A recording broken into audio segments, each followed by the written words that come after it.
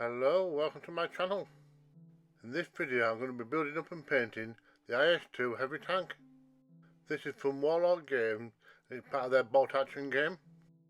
As you can see from the side of the box, they have a number of other tank kits available. This particular one is from the later period of the war and it was fielded by the Soviet Union. And after their other kits in this range is a 1 in 56 scale. And it also comes with 8 tank riders. So let's open it up and check it out for ourselves. It's certainly a full box. This tank made its combat debut in early 1944. It was designed to break through enemy lines and withstand German anti-tank weaponry. First up out of the box is a double-sided advert. The first side is for Warlord Games, while the second is dedicated to Italy. The next double-sided sheet goes into details about the Soviet infantry. This goes into detail about the types of troops and weaponry included in the box. And then we come to the assembly guide for the tank. There are only a few simple steps to follow, plus alternate options, as well as 3 different paint schemes to choose from. There's not a lot of parts, so it shouldn't take too long to assemble. Everything, as you can see, fits on 2 sprues. Next up we have the infantry, including a separate sprue for the weapons.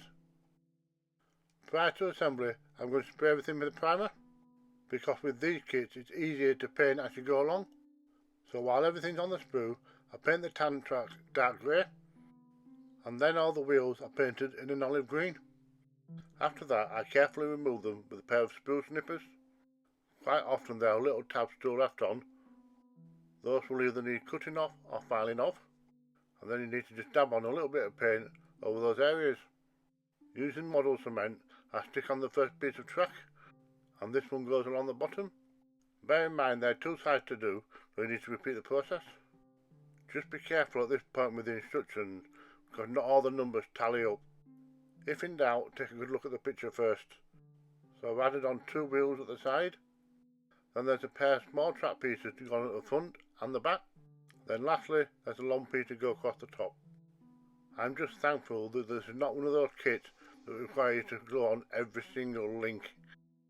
Then I painted the mid-tank section and glue the track to either side of it. This kit has plenty of tabs for alignment, which is useful. I need to add a few bits and pieces to these slots at the front, until it looks like so. Then I cut out the top section and glue that into place. It might need a little wiggle until you hear the click.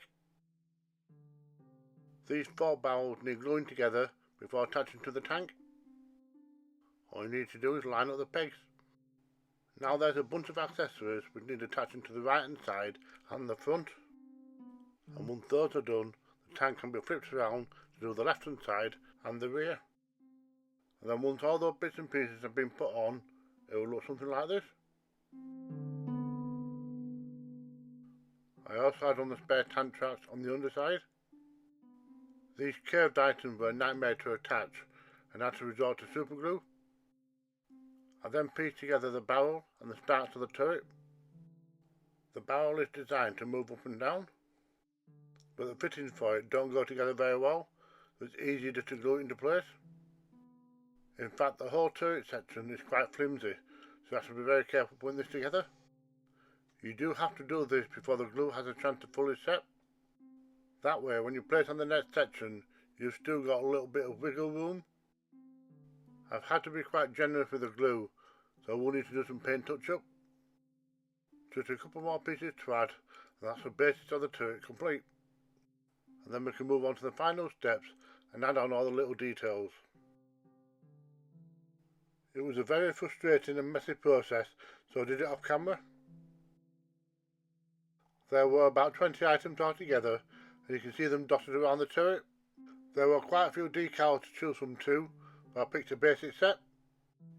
After a soak in warm water, they slipped into place quite easily. Tweezers are a must with these pieces being so tiny. Then I push them into alignment while they're still wet, and then soak up all the water with a cotton bud. Using a tatty or brush, I dab on some green paint over the decals, and this should help replicate scratches and scuff marks to make them look a little bit used. Then I added some water to some weathering powder and dabbed it all over the lower half of the tank. and once dry it will darken up and look like dried mud. I'll seal everything in with a matte sealer and put it to one side for now. I'm now moving on to the tank commander and the troops. I have many different combinations to choose from. It's a matter of cutting them out and seeing which works. And once again everything glued together with Tamiya cement. It can be tricky though to align two arms in a weapon, but do take your time and you'll get there. So before long, all 8 soldiers were completed. So I then primed them up and painted them. However, I was full of flu at this point, so I didn't film any of the footage, neither was it my best paint job. But they are serviceable, as you can see here with the finished results. There were quite a few weapons and accessories left over on the sprue, so these will be added to my bits box for future projects. I also painted the tank commander. He can slot into place as and when he's needed. So let's move on to the tank reveal. And I'm much happier with the paint job on this one. And once again the dirt effect works very well when applied wet. So in this one box alone we have an instant attack force. This particular tank could withstand the potent anti-tank weaponry, and it's a 122mm gun able to defeat the likes of the German Panther and Tiger tanks. One of the enduring images of the Soviet army in World War II is their tanks speeding along carrying Soviet soldiers. These tank riders offer valuable protection from enemy infantry in a truly symbiotic relationship.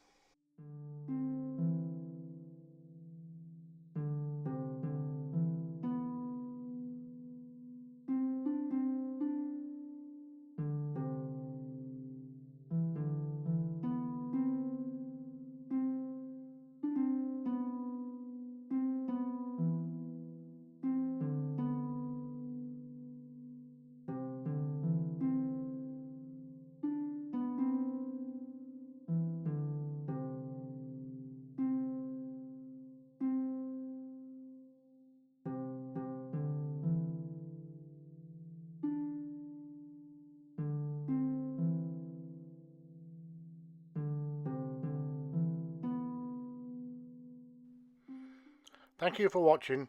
Don't forget, if I can do it, so can you.